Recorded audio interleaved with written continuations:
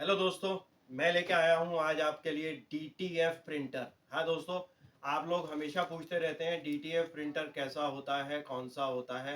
तो ये है दोस्तों एप्सन का L805 कन्वर्टेड मॉडल, जिसको बोलते हैं DTF प्रिंटर। ये DTF प्रिंटर है। इसके साथ में है ये DTF शीट्स जिस पे प्रिंट निकलते हैं। इसको प्लास्टिक शीट भी बोलते हैं। ये आप देख रहे हैं दोस्तों। और ये एक प्रिंट निकला हुआ है इसी प्रिंटर से। DTF शीट के ऊपर वाइट इंक प्रिंट है, आप देख रहे हैं। इसमें आपको दिख रहा होगा पीछे से वाइट है, शाइन कर रहा है। जो वाइट इंक इससे प्रिंट निकला था उसको हमने पाउडर्स में डिप करके फिर इसको बेक किया। तो ये जो है हीट हो गया है और ये रेडी है किसी भी टी शर्ट, किसी भी फैब्रिक के ऊपर ट्रांसफ़र करने के लिए। तो दोस्तों, आज मैं आपको दिखाने वाला हूँ DTF printer, DTF converted printer, Epson का DTF प्रिंटर। ये दोस्तों वाइट इंक है जो कि इसमें यहाँ पर दो में इसमें चार इंक डलती हैं, CMYK, सियान, मेजेंटा, फिर वाइट, फिर येलो, फिर ब्लैक।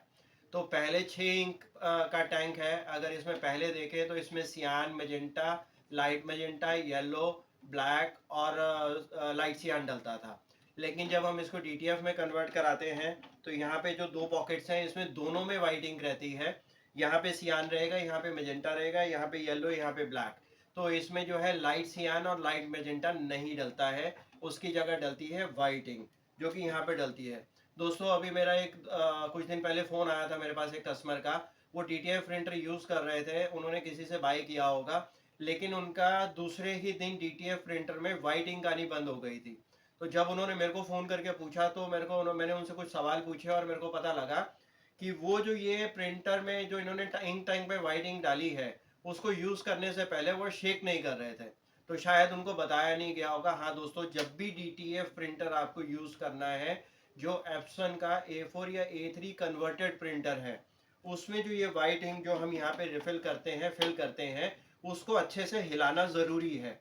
अगर हम इसको हिलाएंगे नहीं, जो यहाँ पे वाइट इंक है, जो इस टैंक में इंक है, इसको हम निकाल के अच्छे से ऐसे शेक नहीं करेंगे, हिलाएंगे नहीं, तो क्या होता है कि जो वाइट इंक है इसका जो मेजर पार्ट है, हैवी पार्ट, वो नीचे बैठ जाता है और ऊपर रह जाता है इसके अंदर केमिकल सिर्फ। जब हम इसको प्रिंटिंग करते हैं तो यहाँ से जो इसका थिक पार्ट है जो बैठ गया है, जो मिक्स नहीं हुआ है, वो आ जाता है पाइप के थ्रू हेड में।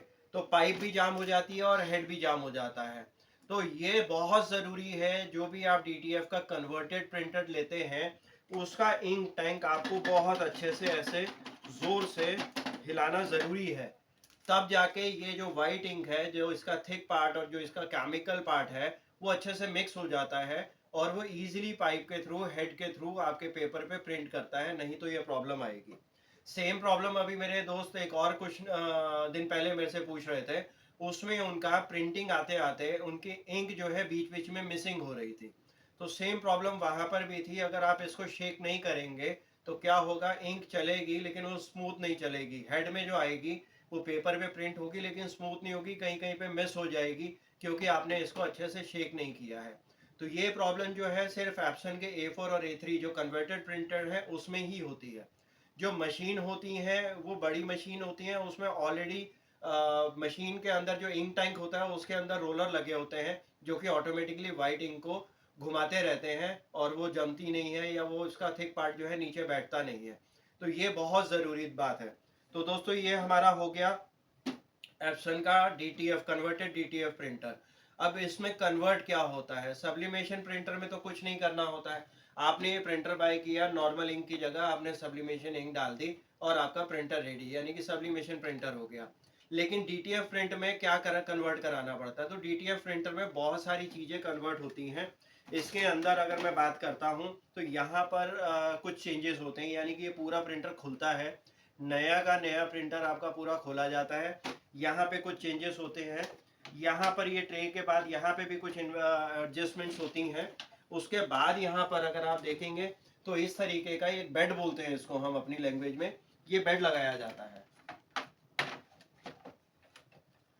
और इसके नीचे आपको कोई ना कोई सपोर्ट देनी पड़ती है। मैं कोई चीज़ आपको रख के दिखाता हूँ। तो रबर है, मैं इसको यहाँ पे रख देता हूँ। अभी ये छोटा है तो मुझे कुछ और बड़ा रखना पड़ेगा। इसके लिए कोई भी टेम्परेरी आपको चीज़ रखनी पड़ती है यहाँ पे, ताकि ये बेड आपका सीधा रहे। ये बेड सीधा रहना बहुत ज़रूरी है। तो जब हम यहाँ पे पेपर लगाते हैं, जैसे कि मैंने बताया, ये आपकी शीट है। यहाँ से जब ये यहाँ से होके गुजरती है तो यहाँ पे आने के बाद वो हल्की सी भी ऊपर या हल्की सी नीचे नहीं होनी चाहिए, क्योंकि जो हेड है, जो हेड चल रहा है, प्रिंटिंग कर रहा है, अब उसमें वाइट इंक यूज हो रही है और वाइट इंक थिक होती है, जैसे मैंने अभी आपको बताया। तो हल्का सा भी अगर पेपर ऊपर या नीचे हो गया, उसमें हल्का सा भी बबल हुआ, तो वहीं पे इंक फैल जाएगी और आपकी शीट वेस्ट हो जाएगी, फिर आपको पूरा क्लीन करना पड़ता है। तो ये बेड बनाया जाता है, ये बहुत ज़रूरी है। इसमें अगर A3 में जाएंगे तो इसमें वैक्यूम बेड भी मिलता है। वैक्यूम बेड से क्या होता है कि प्रॉपर जो शीट है वो पकड़ लेता है बेड। उसमें क्या होता है कि कभी भी उसमें बबल आने या इंक फैलने के चांसेस नहीं रहते हैं। तो DTF के कन्वर्टेड प्रिंटर में थोड़ी सी ये प्रॉब्लम्स आती हैं, क्योंकि ये सस्ते होते हैं तो थोड़ी सी प्रॉब्लम्स आपको फेस करनी पड़ती हैं। इसके अलावा दोस्तों, अगर इसकी बात करते हैं तो इसके अंदर वेस्टिंग टैंक लगा होता है। और हम जब ये प्रिंटर DTF प्रिंटर यूज़ करते हैं तो हमें बार बार इसमें हेड क्लीनिंग करनी पड़ती है, ताकि इसका हेड ब्लॉक नहीं हो जाए। तो हमारी वेस्टिंग टॉनर टैंक जो है वो फुल हो जाता है और उसे रिप्लेस कराना पड़ता है। तो दोस्तों, जो L805 है, इसके अंदर इंक टैंक जो वेस्टिंग टैंक है वो अंदर होता है। उसको चेंज करने के लिए पूरा प्रिंटर खोलना पड़ता है। नया जो प्रिंटर आया है एप्सन का L8050, उसमें ये प्रॉब्लम नहीं आती है। उसमें फ्रंट पे ही है, क्लिक करना है और चेंज कर लेना है, लेकिन इसमें अंदर होता है। तो इसके लिए हम लोग क्या करते हैं कि इसका पीछे से पाइप निकाल के वेस्टिंग टैंक का और यहाँ बॉटल में फिट कर देते हैं। तो जितनी वेस्टिंग इंक आएगी जो हम हेड क्लीनिंग में यूज़ कर रहे हैं वो इस बॉटल में चली जाएगी, और जब भी ये बॉटल हमें लगेगा भरने वाली है, हम इसको निकाल के उसको कहीं पे भी बाहर ड्रेन कर देते हैं। तो दोस्तों, ये कुछ चीज़ें होती हैं जो हमें किसी भी एक्सपर्ट से कन्वर्ट करानी पड़ती हैं। ना मैं प्रिंटर सेल करता हूँ, ना ही मैं इसको कन्वर्ट करता हूँ। मैंने भी किसी से करवाया है। आप भी चाहें तो गूगल पे सर्च कर सकते हैं, बट मैं आपको इसकी टेक्निकल डिटेल्स बता सकता हूँ। इसके अलावा दोस्तों, ये हेड होता है यहाँ पे। जब ये हेड मूव होता है, जब भी आप कुछ प्रिंट करते हैं, तो जो वाइट इंक यहाँ से मूव होके हेड में आ गई है, वो हेड में रहती है। अगर हम उसको क्लीन नहीं करेंगे तो वो वहीं पे जम जाएगी। तो एवरी टाइम DTF प्रिंटर में, DTF के कन्वर्टेड प्रिंटर हो या मशीन हो, ये दोनों में ही आपको हेड क्लीन करना पड़ता है। अगर आज आपने प्रिंट नहीं निकाला, आपको लगता है कि आज मेरी छुट्टी है या मुझे आज ज़रूरत नहीं है, तब भी आपको एक प्रिंट ज़रूर निकालना पड़ेगा, ताकि DTF के अंदर, DTF प्रिंटर के अंदर जो भी इंक है वो इंक रूटीन में हो जाए, जो पाइप में थी या हेड के पास थी वो आगे पास हो जाए, वो जमे नहीं वहाँ पर। तो इसलिए आपको एक प्रिंट तो डेली निकालना ही पड़ता है। तो DTF प्रिंटर के कुछ फ़ायदे हैं, जो कि डार्क कलर गारमेंट पे प्रिंट करता है, तो ये हमारे लिए बहुत ज़रूरी है। लेकिन एज वेल एज उसमें हमें मेंटेनेंस बहुत ज़्यादा रखनी पड़ती है। तो ये DTF प्रिंटर की डिटेल हो गई दोस्तों। कुछ भी अगर आपको मेरे से और पूछना हो, आप मुझे कमेंट बॉक्स में लिख सकते हैं। मेरा वीडियो अच्छा लगा हो तो प्लीज़ लाइक करें, शेयर करें। थैंक यू दोस्तों।